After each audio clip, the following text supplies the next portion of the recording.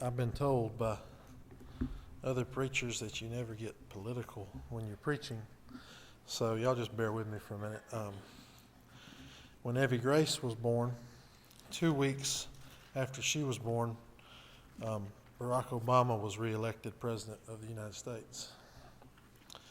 And when Bo was born, 2 weeks after Bo was born, Bluebell was recalled from all stores in America. And I still don't know which one was worse.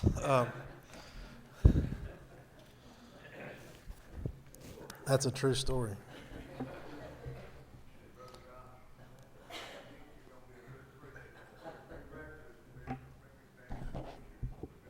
Bluebell ice cream. Well, then I've got that one down, as y'all can see. I checked those qualifications. I firmly believe that God, when God calls men to preach, He will lay things on their mind to study and to preach on that He needs. I know I've preached a lot of times on things that I need and things that people in the audience need. And this week I have been burdened to study the subject of total depravity. And I mentioned it this morning, and Brother Sam pretty much explained it as well as anybody could. So I don't know which one of y'all needs it. But that was the subject that was on my mind. And, you know, I am a marketing major. I graduated from Alabama with a marketing degree. And I've worked in marketing for almost over 4 years. 6 years, I guess now. And I enjoy that kind of thing, and maybe to a fault sometimes. You know, I like to think of ways we could get our church's name out into the community, because I think that's a good thing to do. You know, I don't want to be irreverent about it or anything, but marketing is, you know, taking a need and fulfilling a need, and I think there's a great need for Jesus in the message of His finished work. So, we could have marketed this Sunday, put a big sign out front that said, Vestavia Primitive Baptist Church, Total Depravity Sunday. And I'm sure we'd have had a big crowd, don't you, Brother Sam? Because everybody likes to hear about that. But Elder Sonny Powell said a man will never see God as he is until he sees himself for what he is. That's a good statement, isn't it? You'll never see exactly what God has done for you until you see what you are by nature.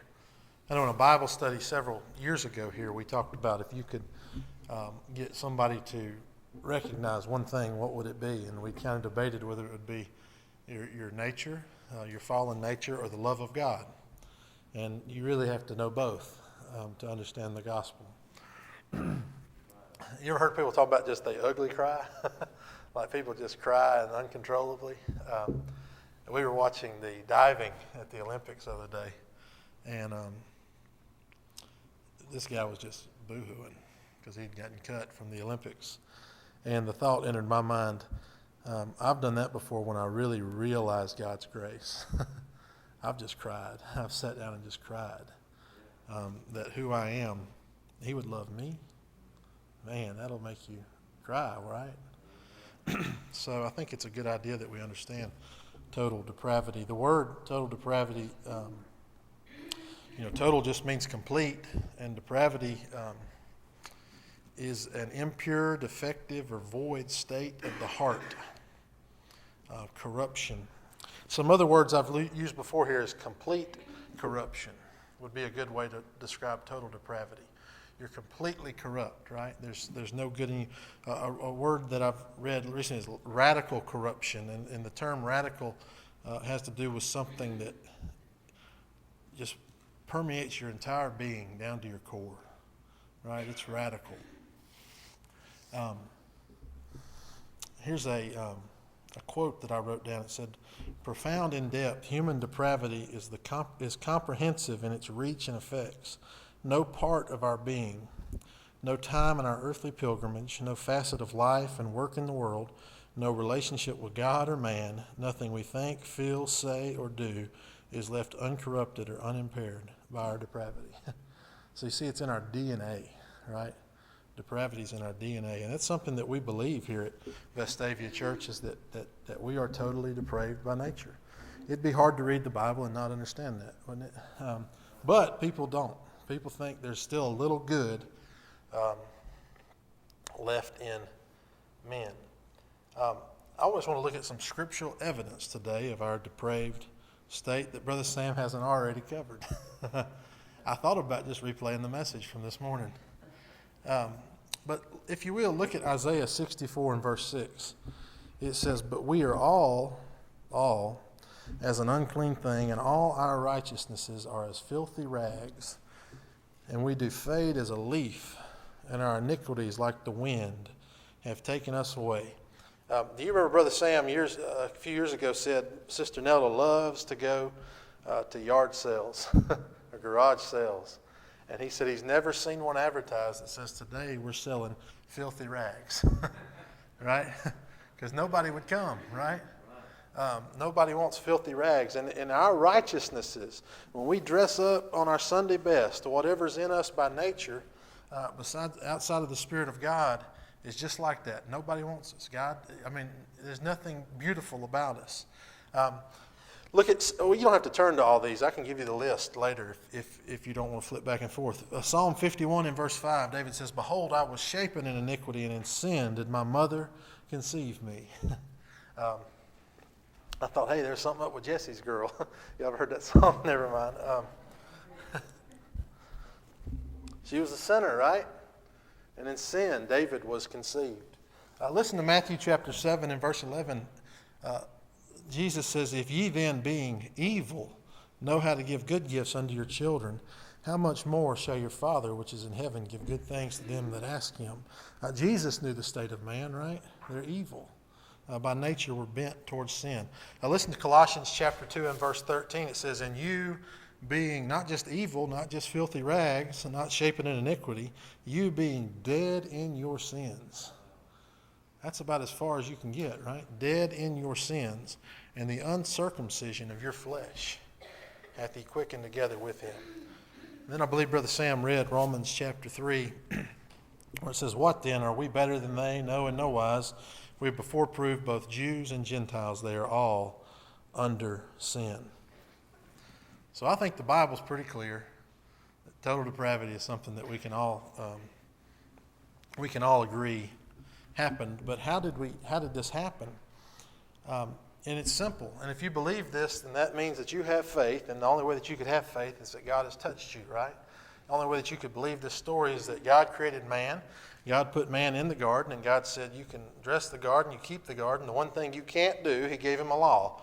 You can't eat from the fruit of the tree of the knowledge of good and evil. That's your law. In the day that you eat thereof, thou shalt surely die. So he gave him a law. And what did man do? He broke the law. And what happened? He died. Did he die immediately? No. Sin entered into the world, and he died a natural death years later. But at that point, he did die. His spirit died. If you look at Genesis chapter 1, the Bible says that God created man in his own image. And then when you look later, when Seth is born, it says Adam, I believe it's when Seth was born, I can't remember. It says Adam, it was after Adam's image. You see, the sin nature had entered the world, and now sin is passing from one person to the next. And now we all have it, right? Listen to Romans chapter 5 and verse 12. "Wherefore, as by one man sin entered into the world, and death by sin, and so death hath passed upon all men, for that all have sinned. For until the law, sin was in the world, but sin is not imputed where there is no law. Nevertheless, death reigned from Adam to Moses, even over them that had not sinned after the similitude of Adam's transgression, who is the figure of him that was to come." Even though that people born after Adam couldn't go back into the garden and eat of the fruit of the tree of the knowledge of good and evil, sin still passed down from Adam, and it's still going. That's the one thing we can always know that's going to happen. Every grace got my sin nature that I got from my parents, right? That they got from their parents, that they got from their parents, and every grace's children will get the same one. It's true, and I think we've covered all that this morning. But any doctrine of the Bible is good to know. It's good to know doctrine. but we need to understand what implications that has on our life, right? What implications that brings. And so I would like to look at two of those this afternoon. And the first being that if you can understand total depravity, then you have to understand that salvation is initiated by God, right? It has to be initiated by God. God has to have the initiating love for anyone to be saved, for us to believe the gospel, for us to be disciples. It was all initiated by God, right? God chose us before the foundation of the world. Jesus came to save us on the cross. The Holy Spirit regenerates us ever before we do anything that we want, that before we make any move towards God, right? And that's a good example for husbands and wives, right? You initiate the love. If we're going to follow Christ, that's a good example to your children. Initiate love. To your neighbor, initiate love. Total depravity, it really does run deep. I'll give you an example about initiating love. And some are funny when you start thinking about it. Just 2 weeks ago, I pull in and it's garbage day. And my neighbor, Mr. Mark, I don't know him very well. He kind of hangs to himself, but I try to speak to him. And his can was rolled out in the street just a little bit. And I thought, you know what? I've been reading my Bible that day. I'm a good Christian. I'm going to roll his can down to where he keeps it. And so I get out of my car and I roll mine in. I walk to his house and I start rolling his in. And before I can get down the hill at his house, I'm thinking, I hope somebody sees me doing this. I mean, I'm doing a good thing, right? That's depravity, right? I wasn't doing that for him. I might have been doing that for him. And everything that we do, there's some depravity just wrapped up in there somewhere, right? I heard a preacher one time, he said he came in, he pastored a church of 5,000 people or whatever, and he walked in one day and the cleaning crew hadn't got there yet, so he started picking up the bulletins and everything from that week. And he said he kept thinking, I hope they walk in and see me doing this. It's depravity, right? Depravity, it just permeates our being.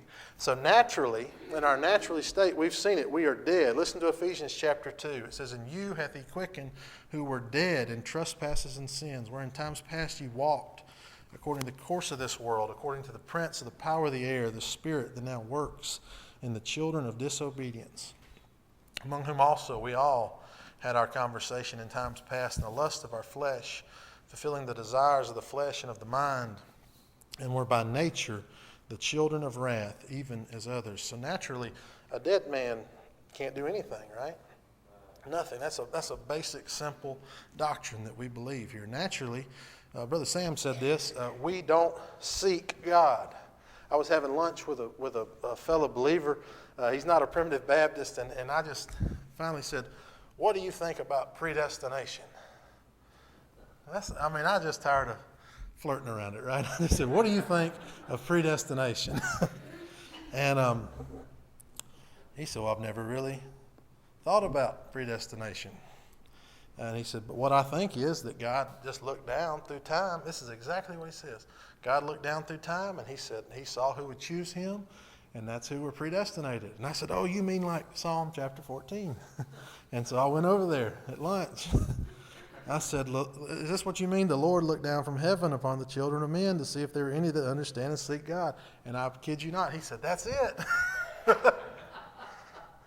I said, let's read verse 3. They are all gone aside. They are all together become filthy. There is none that doeth good. No, not one. He said, wow, we should study together. We haven't, but man, the Lord opened the door there, didn't he? So naturally, we don't seek God. I know this from experience. I wasn't looking for God when God found me. I wanted anything other than God. But God seeks us. Naturally, the gospel, the message of God, is complete foolishness, right? Complete foolishness to the unregenerate, totally depraved man. Listen to 1 Corinthians chapter 1 and verse 18. It says, "For the preaching of the cross is to them that perish foolishness, but unto us which are saved it is the power of God." Listen to 1 Corinthians chapter 2 and verse 14. "But the natural man," that's the depraved man, "the completely corrupt man, receives not the things of the Spirit of God, for they are foolishness unto him, neither can he know them, because they are spiritually discerned." I know y'all probably heard preachers tell the story before, and I've I've seen videos on YouTube of this and just different things. Missionaries will go to far countries and some receive them and some run them out, right? What's the difference there? Maybe they've come with the gospel and some people hate it, and they come with the gospel and some people think that's the message I've been looking for all my life. The Spirit of God has touched them, right? Some are in a depraved state and some are born again. That's the difference. Don't you love that when Paul, I believe it's Paul in the book of Acts, God says to him, I have much people in this city. that gives you hope, right, for evangelism. I have hope in the grace of God that I can go talk to people about God, and God has much people at my employer, right? Where I work, there are much people. I love he says, I'm much people in this city. God's got a people out of every nation, kindred, tongue, and tribe. This week, I'll just tell y'all ever listen to WDJC? I do. And I follow their Facebook page, and they ask a lot of questions. And I told Carrie, they ask some dumb questions. And she said, well, you comment on it. And it said, their question Friday was, what would you like to tell people about heaven that some people don't know? So I said, I'd like to tell them that there's going to be a people out of every nation, every kindred, every tribe, and every tongue. And I'd like you to realize that means there will be a lot of people that never heard the gospel that will be in heaven. Then I said, if you like this message, come to Vestavia. See, I'm in marketing. That's free marketing. I left our website on their page. I'd love for people to know that, right? The gospel is foolishness unless you've been born again. Naturally, we're just unable to choose God. Michael Goins, I've heard him say it before, we wouldn't if we could, and we couldn't if we would. I've heard somebody say that. We just wouldn't do it. Listen to John chapter 3 and verse 3. Jesus answers Nicodemus and says, verily, verily, I say unto thee, except a man be born again, he cannot see the kingdom of God. In our natural state, we can't even see it. And see, that gives me great hope, because from time to time, I think I see the kingdom of God, right? From time to time, I think I'm lifted up when we sing these songs. And when the preaching of the gospel hits my ears, I rejoice in it. And that gives me hope, right? Because I'm not in that nature that I was in at one point. And so to conclude on the first point is total depravity. One of the implications for us is that we are saved by grace, period. If you can finally get total depravity, you can understand that we are saved by grace. Ephesians chapter 2 and verse 8. It says, for by grace are you saved through faith, and that not of yourselves, it is the gift of God, not of works, lest any man should boast, right? I went to a men's conference at the BJCC several years ago, and there were some representatives from the Billy Graham Library or Museum or something that were there. And they seem like great guys, and I like Billy Graham. I used to watch his shows at night. They would replay old sermons, and he seems like, he's a great guy, probably a better man than I am. But one of his representatives said, we've had over 10,000 people saved by going through the Billy Graham Library. I said, that's boasting, isn't it? Isn't that boasting? Would y'all agree with that? That's boasting about what you've done. You see, when you understand total depravity, you can't boast. You can't say, God, I did this, or God, I did that. There was nothing that you could do, and you wouldn't do it if you could have done it. So that's the first implication. And the second is really what I should have talked about already is for those touched by grace, for us today in the afternoons. If you're in an afternoon service at 1:30 on Sunday afternoon, you had to be touched by grace, right? Or you drug here, one of the two. Maybe your parents kept you here, I don't know. But if you're touched by grace, then you are going to be in a lifelong battle with sin, right? A lifelong battle. You're not going to outgrow it. You're not going to outrun it. It's going to be there with you forever. Let's turn to Galatians chapter 5, where Brother Sam was earlier, and just look at some of these works of the flesh. He says, now the works of the flesh are manifest, which are these: adultery, fornication, uncleanness, lasciviousness, idolatry, witchcraft, hatred, variance, emulations, wrath, strife, seditions, heresies, envyings, murders, drunkenness, revelings, and such like, of which I tell you before, as I have told you in times past, that they which do such things shall not inherit the kingdom of God. Let's look at those real quick. Adultery.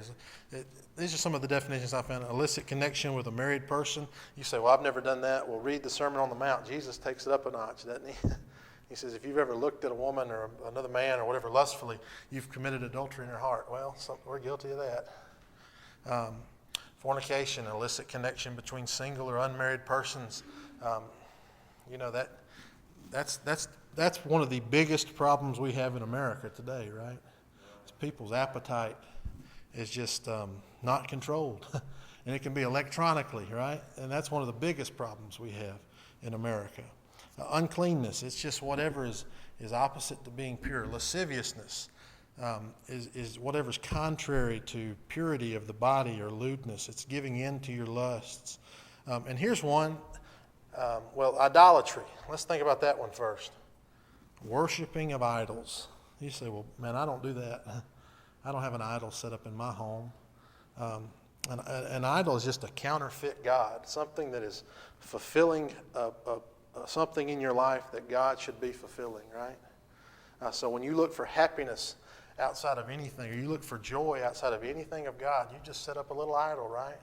When I look for protection in my job, sometimes I think, you know what, I'm good. I work for a company that's been around for a long time, and they seem to like me, and I'll probably be able to feed my family for a long time. I've set up an idol because my company's not the one that takes care of my children.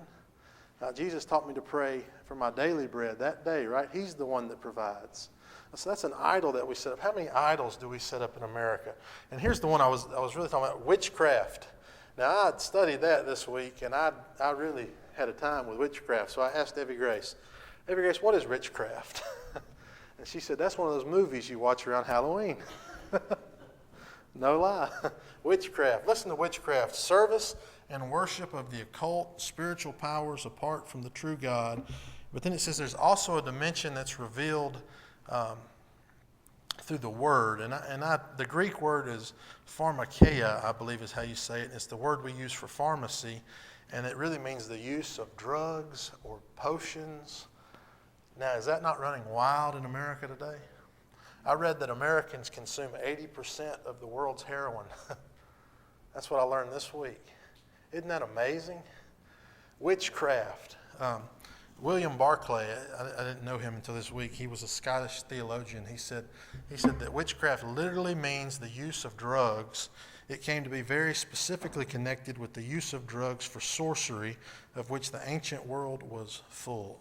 When we start using, sometimes we think, well, it's fun. I'll just get high tonight and it'll be okay, right? It never ends right there. And I know this is not happy-go-lucky preaching, but it's the truth, and it's something that we need to know in America. People need to know this. It's not fun. I went to school with a boy named Scott Turnlin. Scott Turnlin was my age, and Scott, when he moved here, his brother's name was Nate. He was 2 years older than me.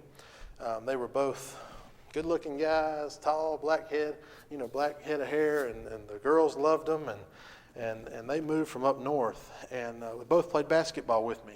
And Nate was the nicest guy you could possibly meet, and Scott was too at one point, but you know what? He started experimenting in 9th grade with drugs. And the next thing, he got in with the wrong crowd. And I know this because I was working with my dad, and I went over to this guy's house to put in a set of propane gas logs. That's what I did in high school with my dad. And Scott's best friend had a little room outside, like a mother-in-law suite at his dad's house, and it was covered in black, and I could just hear this music, just people scream. You know what I'm talking about? That music that's like, just sounds horrible. People are screaming, and people knew that he practiced witchcraft, and Scott got in with that. And I'm thinking, this is weird stuff when I'm 18 years old. Or, no, I was 14 years old. Well, one of the moments I'll never forget in my life is I was at a family reunion, and I got home, and we had a message from my high school basketball coach, and he said, you need to get to the school. And we get there, and WBRC is there, and CBS is there. And I'll never forget, as Coach Niblett looks at me and he says, last night Scott Turnlin shot and killed his brother. And took his blood and wrote messages on the wall. You know that can really happen in 2016 America? If you get mixed up in drugs and alcohol and these things. That's a real thing, brothers and sisters. And that's not fun to talk about, is it? But it's real, and it needs to be talked about. Hatred, opposed to brotherly love and kindness, variance, contention, altercations, disputes, emulations is the next one, envies, lowering others. Listen to this, emulation, lowering others to set up oneself. Have y'all ever done that? Or know people that have done that to you? Well, I'm not as good as this person, so I'll talk about this other person. Wrath is defined turbulent passion, disturbing the harmony of the mind. It's when Bo yanks Evie Grace's toy away from her and she explodes, right? And you think, well, it's not cute in little kids, but that's what little kids do. No, we do that. Strife is disputing. Don't you love being around people that always have to dispute exactly what you say? People love that, right? Because it's a work of the Spirit. No, it's a work of the flesh. Seditions, that's divisions into different factions. Listen to Matthew chapter 12 and verse 25. And Jesus knew their thoughts and said unto them, every kingdom divided against itself is brought to desolation, and every city or house divided against itself shall not stand. That's a message to America, isn't it? We're as divided as we've ever been. And I believe, like I said 2 weeks ago, Brother Mike, I'm not always this depressing. I promise you, brother. Jesus is alive, and there's always hope. But when we're this divided, that's a work of the flesh. Heresies, that's just error in religion. We see that. Envying. Envying is just when you're jealous of other people's success, right? I'm going to tell you, one of the deepest, worst things we can get into is playing the comparison game, right? And Facebook and social media, that brings that on, right? So me and, my family, we went to the zoo yesterday, and Facebook is so nice. They said, hey, we've made you a video of everything you did today. Would you like to post it? We had to watch it first because there's some pictures we didn't want in there, right? You put your best on Facebook. And so people start looking at it, and they start getting envious, and they start playing the comparison game, and we see that depression sinks in. People, let me tell you, everybody's messed up. That's why Jesus came to die. Everybody's messed up. I'm messed up. I'm not perfect. Murders, that's just taking human life. It's full of it in America. You mentioned Chicago today. It's overrun. The abortion clinics of America. Drunkenness, we all know what that is. And revelings, that's lascivious feastings with obscene songs and music, etc. It happens. Go to Alabama and Auburn. I could show you tonight where that's going on. So do we see now? I've belabored the point, but the flesh and the devil is at work in America, is it not? It's at work in this world. It always has been. So what are we going to do? Because we're all capable of this, right? Well, Brother Sam told me a story a long time ago that I'll relate to you. It said there was a man that would bring a black dog and a white dog into the city every week, and they'd fight. They'd have a dog fight. People would bet on it. And the man that brought the dogs, he would always win. If he bet on that white dog, the white dog would win. If he bet on the black dog would win. This went on week and week and week. And finally somebody said, how do you always know? He says, whichever one I feed the most is going to win that week. So here we are. We're just like Paul. You say, what I want to do, I don't do. And what I do, I don't want to do. And you think, well, how can I get out of this cycle? Well, which one are you feeding? Which one do you wake up and feed in the morning? What do you watch on TV? Who do you look at? Job in Job 31, he says, I've made a covenant with my eyes that I won't look upon a maid, right? Y'all remember that? He says, I've made a covenant with my eyes that I'm not even going to look at it, because he knows if I look at it, then I might go a little closer, and I might go a little closer, and I might go, and then I'm going to fall off. He knew what his nature was. Now listen to Philippians chapter 4 and verse 8. Finally, brethren, whatsoever things are true, whatsoever things are honest, whatsoever things are just, whatsoever things are pure, whatsoever things are lovely, whatsoever things are of good report, if there be any virtue, if there be any praise, think on these things. I've said this before here, and I'll say it again. The battle is over. Satan's head has been crushed. Jesus has won the victory.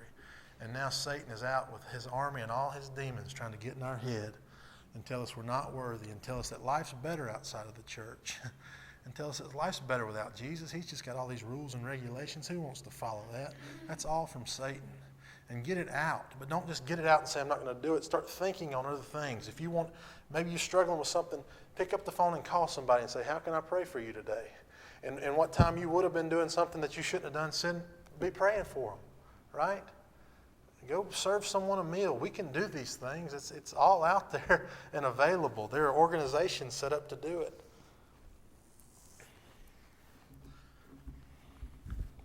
And y'all all looking at me like I don't want to stay for the afternoon service for this. But it's real.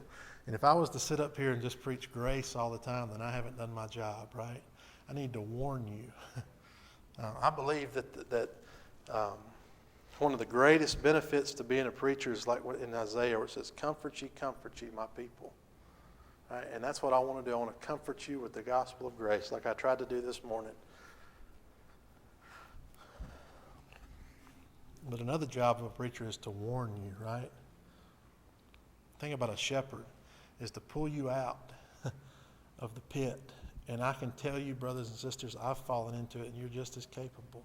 So take this serious and know that it is a battle. So many people don't take it serious, right? So many people don't take church serious. They don't take God serious. They just date around with God. But let us take our depravity serious and know that it's a daily fight. Paul said, I die daily, right? Remember that story you told this morning, Brother Sam, about the guy that was stealing money from his mom? That's about as low as you can get, isn't it? And you said that's not like him, but it is like us. Tim Keller, who's a Presbyterian minister, he says, you are far worse than you ever think you are. You know, one of the things about sin and depravity is it blinds us to how bad we really are, right? But then the flip side of that is you are far more loved than you ever think you are. Through all that depravity that permeates to your DNA, the kind of depravity where your kids wake you up in the morning and you think, why did you bother me? That's depravity, right? All that, Jesus looked through it. And he left heaven and came to the cross and paid the debt that you could never pay for you. And then he sends his Spirit into you so you don't have to live in this depraved nature anymore. And he gives you that you can look to him. It's like a spring that just springs up and you can say, Jesus, I need more and more and more and more mercy and more grace. And it's new every morning. He's never going to run out. God that is rich in mercy. So you say, I'm struggling with this flesh. God was tempted in every way. Remember that in Hebrews chapter 4? Tempted in every way that you could be tempted. And he's sitting there waiting for you to just come run to him. And I promise you, he'll wrap you up in his love. He's done it for me. He'll do it for you. He's done it for saints throughout all the centuries. Let's take it serious, folks, and not fall into the traps of Satan. I appreciate your attention.